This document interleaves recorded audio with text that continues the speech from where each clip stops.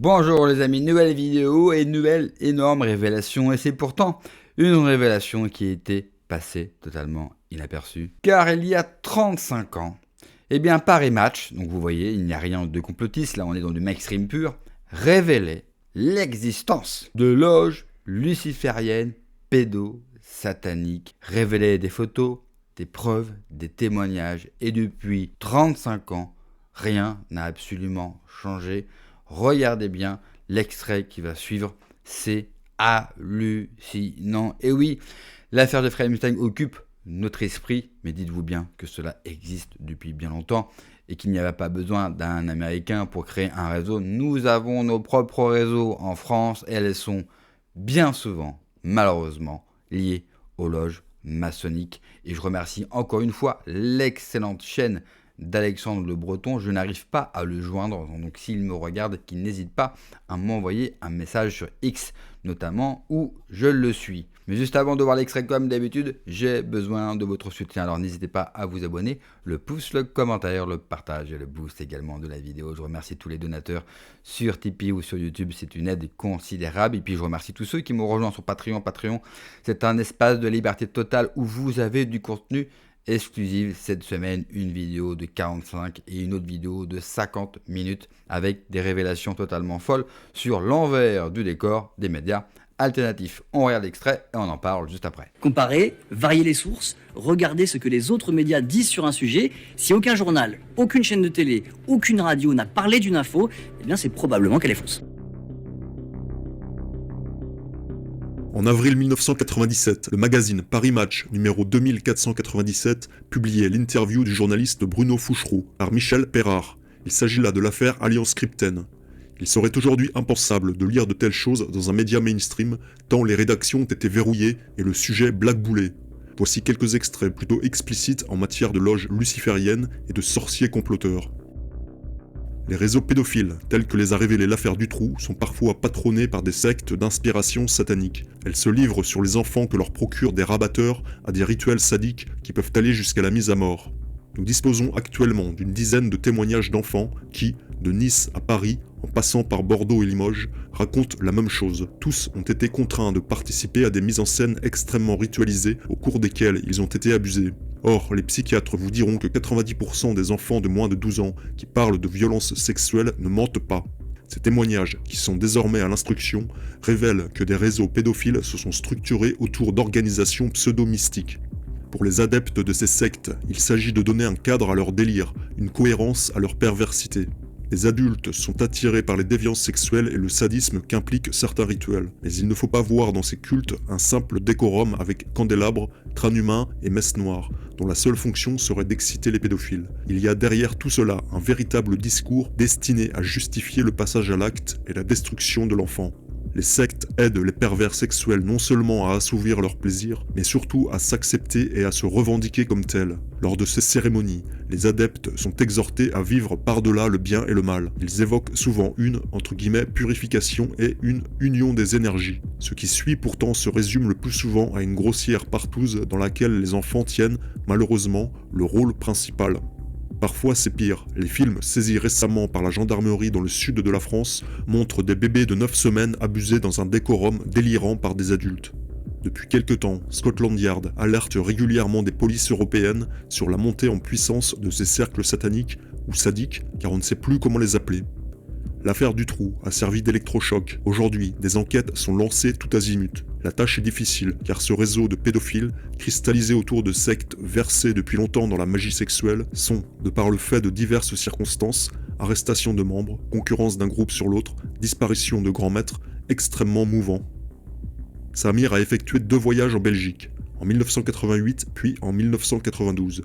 Lors de ce second séjour, il se souvient avoir été séquestré dans une grande maison blanche à l'intérieur de laquelle étaient aménagés plusieurs temples. En compagnie d'une dizaine d'autres enfants, il y a été soumis, plusieurs jours durant, à de nombreux sévices, viols et tortures. Samir m'avait précisé que cette maison était située non loin de Charleroi, dans un petit village qu'il avait nommé la Marche Forcée. J'avais alors noté, sans en tirer aucune conclusion, que Jumet, le village où habitait Weinstein et où l'on a découvert les corps des petites Anne et FG, se trouvait également sur la commune de Charleroi. Mais comme je n'avais pas trouvé de village baptisé la Marche Forcée, j'avais abandonné la piste. Or, le 21 décembre dernier, 50 policiers ont effectué une perquisition dans les locaux de la secte satanique de l'ordre d'Abraxas. Perquisition au cours de laquelle ont été saisies d'importantes archives ainsi que des bocaux de sang, des crânes humains, une multitude d'ossements divers, des robes de cérémonie et des cassettes vidéo. En découvrant le nom du village où la secte Abraxas était établie dans une grande maison blanche pourvue de nombreux temples, Forchy-la-Marche, j'ai compris brusquement toute l'importance du témoignage de Samir sur son voyage en Belgique. D'autant que les policiers belges affirment avoir en leur possession des documents qui relient Anubis, le grand prêtre de la secte Abraxas, à Bernard Weinstein, le bras droit de Dutroux. Vous êtes grand maître de l'église belge de Satan. de l'église de Satan. Ça existe donc en Belgique? Oui, c'est une obédience. Il y a beaucoup d'obédiences différentes dans le satanisme. Disons que je représente celle-là. Point de départ de la piste, un petit billet découvert chez Bernard Weinstein, le complice de Dutroux, lors des perquisitions réalisées dans son chalet à Jumet. Ce mystérieux billet a un lien direct avec Abrasax. En fait, je lis simplement la liste des objets saisis et puis je vois qu'apparaît ce billet. Et contrairement aux autres objets qui étaient décrits succinctement, ici, le contenu du billet était complet. Et je me suis un peu interrogé et puis le rapprochement était rapidement fait entre la personne qui était dénoncée sur le billet et Abrasax, ce qui m'a un peu surpris dans un premier temps. Mais ça laissait très peu de doute. La lecture du billet était relativement claire dans ce cadre-là. Bernard, n'oublie pas de lui rappeler que la grande fête approche et que nous attendons le cadeau pour la grande prêtresse, Anubis. Si on reprend les éléments clés, du message, le message a été retrouvé chez Bernard Weinstein, donc il semblait logique que ce soit adressé à Bernard Weinstein. N'oublie pas de lui rappeler, Louis, nous n'avons jamais su identifier à qui ce message était adressé, en tout cas par qui il devait transiter. Ça pouvait être Dutroux. Peut-être. Dans l'esprit de l'époque. Mais dans l'esprit de l'époque, effectivement, c'était une possibilité, une hypothèse en tout cas de travail. N'oublie pas de lui rappeler que la grande fête, en fait, ça fait référence au calendrier des fêtes sataniques. Ça pouvait être lié à ce genre de festivités, entre guillemets, bien sûr. Et nous attendons le cadeau. Le cadeau, là aussi, c'est grand point d'interrogation. Ça pouvait être, pour certains rituels, un coq, un poulet ou quoi que ce soit, mais ça pouvait être aussi, dans le cadre de l'atmosphère générale de l'époque, un enfant destiné à un sacrifice, comme ça a été avancé dans certaines déclarations de victimes de ce genre de choses. La grande prêtresse, à part Dominique Kindermans, qui était la grande prêtresse pour Abrasax, il était difficile de pouvoir identifier d'autres personnes, d'autant plus que ce billet est signé Anubis, Anubis étant l'autre partie masculine de chez Abrasax. Le rassemblement de ces différents éléments tendait à croire que c'était effectivement Abrasax qui était mis en cause. Samir vient d'ailleurs d'être entendu par les policiers belges dans le cadre de l'affaire Dutroux. Les policiers belges disposent en effet de 6 témoignages d'enfants qui recoupent parfaitement les propos de Samir quant à l'existence d'un réseau satanique et à son fonctionnement. Ma propre enquête m'a permis de déterminer que ces structures étaient parfois très anciennes. Elles changent souvent de nom pour brouiller les pistes, mais de génération en génération, et avec plus ou moins de succès selon les modes des différentes époques, elles se repassent le flambeau. Ainsi, en Belgique, dans les années 40, a existé une organisation nommée Cumris, qui se revendiquait de l'ordre du Temple, et qui organisait, pour la haute société du royaume, des séances de magie sexuelle, souvent pédophiles. L'existence de Cumris est connue grâce à une note de l'historien des sociétés secrètes, Renaud de la Flaverie. Cumris, en 1944, réunissait pour des séances de magie sexuelle de nombreux collaborateurs et SS belges, sous la houlette de son grand maître d'alors, Georges Leroy van Daems, qui est aujourd'hui décédé. En 1994, Cumris publia un texte intitulé « La vérité sur l'Eucharistie ». Dans ce dernier, les chevaliers de l'ordre dévoilaient l'un de leurs secrets. D'après leur science, le Christ était initié à la magie sexuelle et le symbole de l'Eucharistie, qui est la communion autour de son sang et de sa chair, ne devait pas se pratiquer autour d'un bête morceau de pain et d'un fade verre de vin. Non, mais autour du sperme, qui est le sang de la chair. D'après les chevaliers de Cumris, ce liquide pouvait leur donner la vie éternelle, et là résidait le véritable message du Christ. Certaines de leurs cérémonies impliquaient des enfants. C'est l'émeute. Les Belges ne croient plus en leur justice. Le procureur Bourlet s'obstine. Au mois de novembre 96, il se confie à de nombreux journalistes. La Belgique, leur dit-il, doit se préparer au plus spectaculaire coup de filet de son histoire judiciaire. Rien ne l'arrêtera. J'ai eu l'occasion de rencontrer le procureur Michel Bourlet à Neuchâteau. Je m'en souviens très bien. Il m'a dit surtout ne prends pas de vacances pour les fêtes de fin d'année. Et là, sa phrase exacte a été on va les amener par autocar entier à Neuchâteau. Tu vas voir, ça va commencer au niveau du Palais Royal et de me citer un certain nombre de personnalités de la famille royale, des hommes d'affaires, des financiers. Enfin bon, il y avait, tout le gratin de l'État belge et du monde de la finance et de l'industrie belge était dedans. Enfin, je veux dire, soyons clairs, par autocar entier, quoi.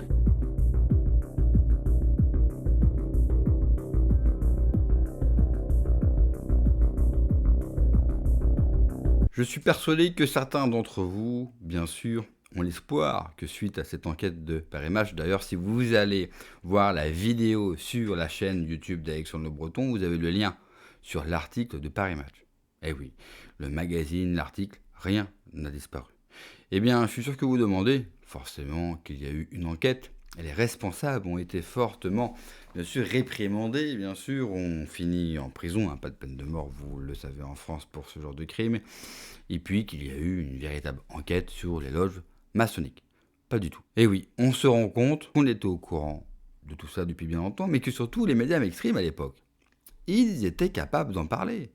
Paris Match, surtout à l'époque, ce n'est pas rien. C'est peut-être le magazine People, même s'ils font aussi, même s'il y a une partie enquête, quasiment un des plus lus en France. C'est une institution.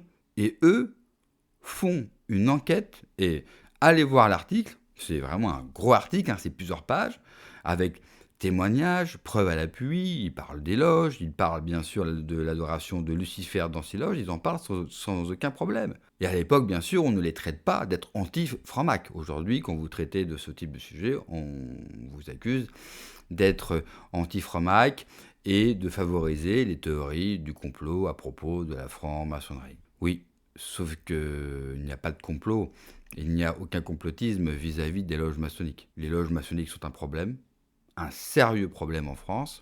D'ailleurs, au moment où vous verrez cette vidéo, vous aurez vu sûrement une autre vidéo par rapport à un autre scandale d'une autre loge qui utilise des anciens ou des actuels agents de la DGSI, DGSE pour assassiner des gens en France et notamment des responsables syndicaux. Oui, parce que n'importe quelle personne qui les embête, même si cette personne-là n'a pas la moindre importance, ils l'éliminent. Donc je vous laisse imaginer, bien sûr, à leurs yeux, l'importance d'enfants. S'ils sont capables d'éliminer des responsables syndicaux que personne ne connaît, ni d'Ève ni d'Adam, alors faire des choses, bien sûr, avec des enfants, tout est documenté. Tout est absolument documenté. C'est pour ça que je m'efforce vidéo après vidéo de vous montrer tout ce qu'on avait en stock, si je peux me permettre l'expression, depuis des années, à propos de ces cercles, de cette pédophilie, de cette adoration de Lucifer, du diable, de Satan. Je peine à chaque vidéo sur ce sujet, croyez-moi, à trouver mes mots, parce que je ne sais même pas quoi vous dire ou quoi expliquer. Je pense qu'il n'y a rien d'explicable et que pour moi, tous ces gens-là n'ont qu'une seule place à avoir. Et aller sur un poteau. Merci d'avoir regardé la vidéo, les amis. N'oubliez pas, comme d'habitude, de vous abonner, le pouce, le commentaire, le partage, le boost également. Prenez soin de vous, que Dieu vous protège. Allez, ciao.